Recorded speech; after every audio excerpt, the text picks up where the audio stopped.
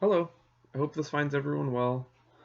I'd like to speak with you for the next couple of minutes about being politically active. America was founded on no taxation without representation. This had nothing to do with stopping taxation altogether, as many people would argue. Instead, it focused more on representation.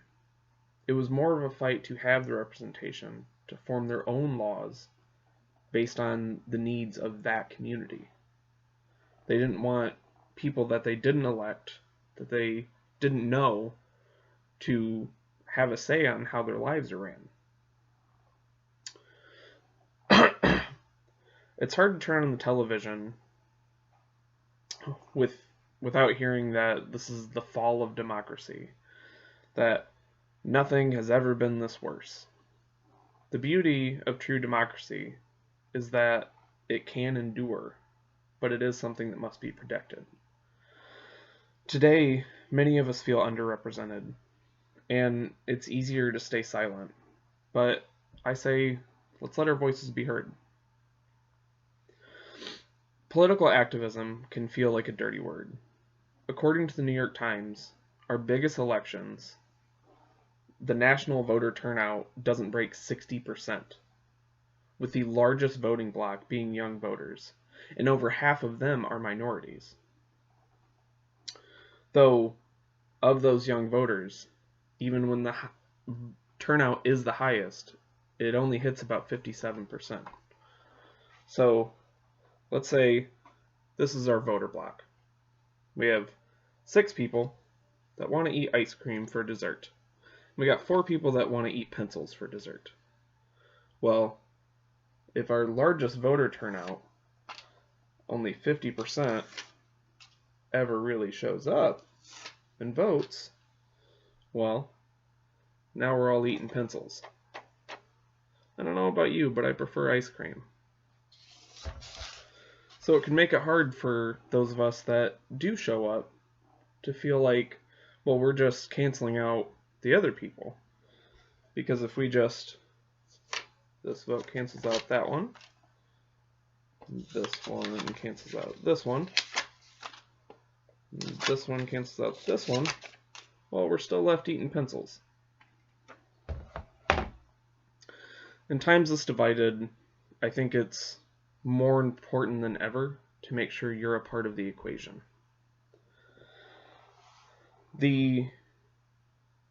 It's easy for us to feel like our votes don't matter, but in the 2000 presidential election, it was decided by 537 votes in the state of Florida, which swung the entire election to George W. Bush. In 1916, Woodrow Wilson beat Charles Hughes by 3,773 votes. That may sound like a lot, but according to Mott's own enrollment numbers, there's over 5,900 students here at Mott.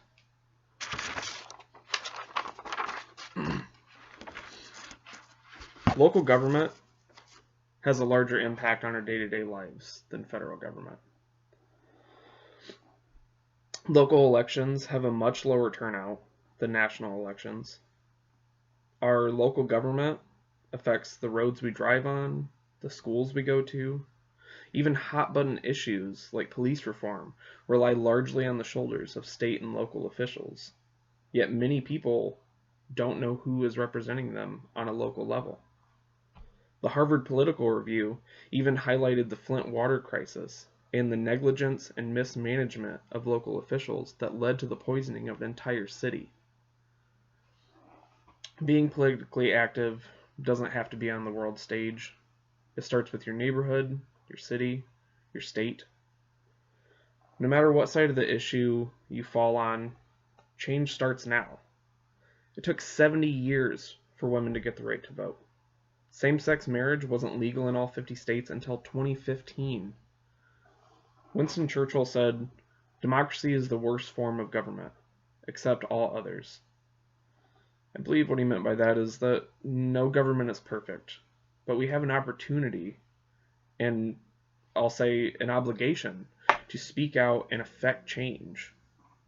Democracy isn't a sprint, it's a marathon.